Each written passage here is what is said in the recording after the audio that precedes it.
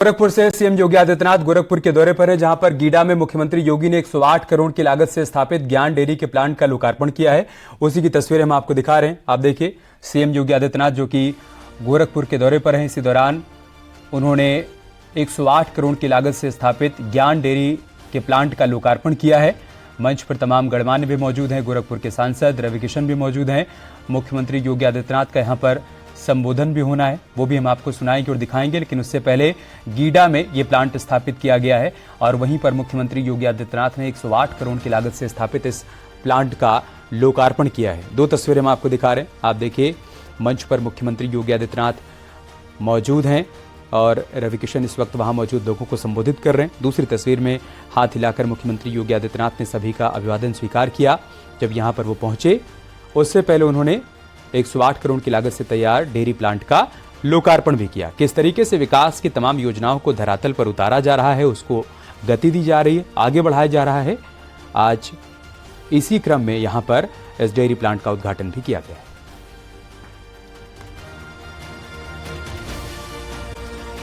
चलते आग लगी, बताया जा रहा है कि लाखों का सामान जल गया है। इस आग में सेक्टर 77 स्थित सोसाइटी में आग लगी और देखते देखते आग ने पूरे फ्लैट को अपनी चपेट में ले लिया, जिसके चलते भारी नुकसान हुआ है। लाखों के नुकसान का अनुमान जताया जा रहा है।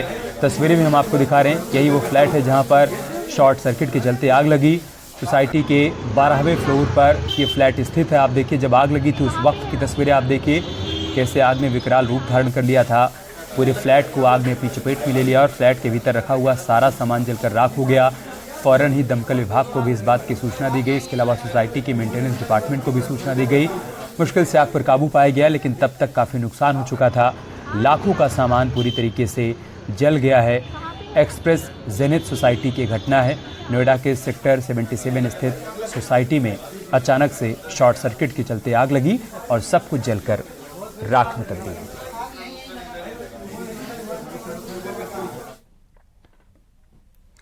खबर कानपुर देहात से, जहां पर नेशनल हाईवे पर अचानक से एक लोडर में आग लग गई और देखते देखते आग ने विकराल रूप धारण कर लिया। लोडर में लगी आग को देखकर राहगीरों ने तत्काल मामले की जानकारी पुलिस और फायर ब्रिगेड को दी।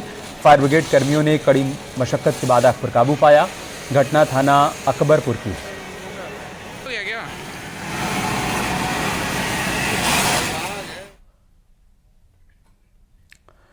और एक बड़ी खबर दिल्ली से है। महिला पहलवानों से कथित यौन शोषण के मामले में अपडेट आया है।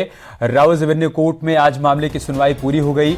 राउज एवेन्यू कोर्ट में मामले की अगली सुनवाई 19 अक्टूबर को होगी। दोपहर 2:30 बजे 19 अक्टूबर को फिर से मामले की सुनवाई होगी।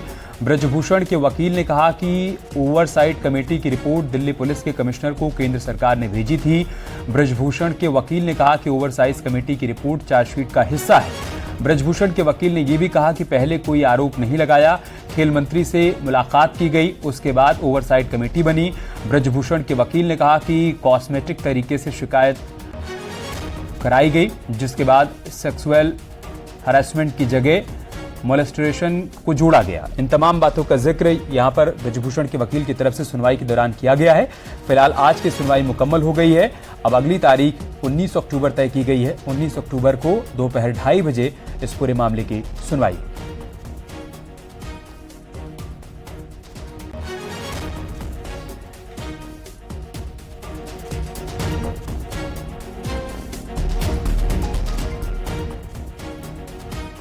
दिल्ली से बड़ी खबर हम आपको बता रहे हैं। महिला पहलवानों से कथित यौन शोषण मामले में बड़ा अपडेट यह है कि राउज एवेन्यू कोर्ट में आज मामले की सुनवाई पूरी हो गई है और अब 19 अक्टूबर को 2:30 बजे एक बार फिर से इस पूरे मामले की सुनवाई। फिरोजाबाद के सिरसागंज कस्बे के एक मोहल्ले की तलाकशुदा महिला के साथ लव जिहाद का मामला सामने आया है। मायके में रह रही महिला से मुस्लिम युवक ने पहले दोस्ती की, फिर प्रेम संबंध बनाए उसके साथ और 23 दिन पहले महिला को शादी का झांसा देकर अपने घर से ले गया।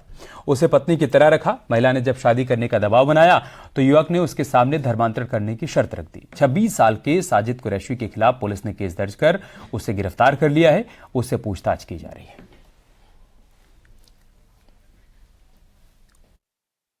आज थाना सिरसागंज क्षेत्र की रहने वाली एक महिला के द्वारा एक एप्लीकेशन थाने पर दी गई।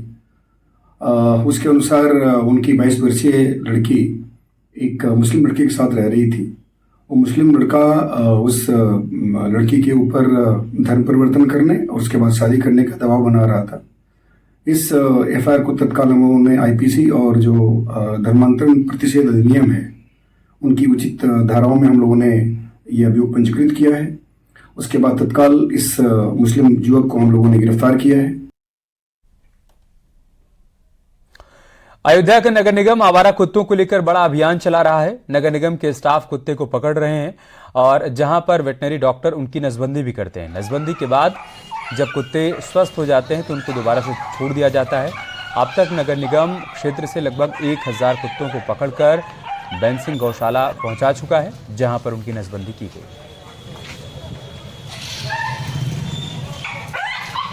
सर, इनको हम ले जाते हैं दर्शन नगर बैंसिंग गौशाला, वहाँ ले जाके इनको एंटी रेड वैक्सीनेशन और नसबंदी 3 चीज़ करके 4 दिन बाद हम इसको उसी जगह छोड़ देते हैं, जहाँ से पकड़ते हैं उसी जगह छोड़ देते हैं। कैसे इनको पकड़ते हैं? हम इनको नेट से पकड़ते हैं, नेट से पकड़ के गाड़ी में डालते हैं, उसके बाद इसको वहाँ ले जाते हैं, वहाँ ले जाके कैनोल में रखते हैं। उसके बाद दूसरे दिन इनकी नसबंदी होती है, एंटी रेड वैक्सीनेशन सब लगता है, तो उसके बाद इनको 4 दिन बाद छोड़ दिया जाता है। और कोई दिक्कत होती है तो हमें फ़ोन करते हैं, तो हम इनको वापस ले जाके फिर ट्रीटमेंट कर देते हैं। सर, संख्या तो अभी बता नहीं सकते, अंदाजे लगा लिए 1000 से ऊपर पकड़ चुके हैं अभी तक।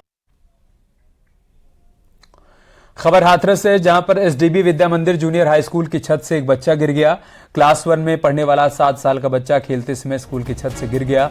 इस हादसे में वो गंभीर रूप से घायल हो गया। स्कूल स्टाफ उसे लेकर जिला अस्पताल पहुंचा, जहां उसकी गंभीर हालत को देखते हुए डॉक्टर्स ने उसे नजदीकी प्राइवेट केके हॉस्पिटल में रेफर कर दिया। गिरने से बच्चे के पैर में गंभीर चोट लगी है। स्कूल में आज सुबह प्रेयर के दौरान बच्चा छत पर पहुंच गया था। इस मामले में स्कूल स्टाफ की लापरवाही सामने आई है। बच्चे के साथ हादसे के बाद परिजन स्कूल पहुंचे। बताया जा रहा है कि स्कूल की छत पर रेलिंग नहीं होने की वजह से यह हादसा हुआ।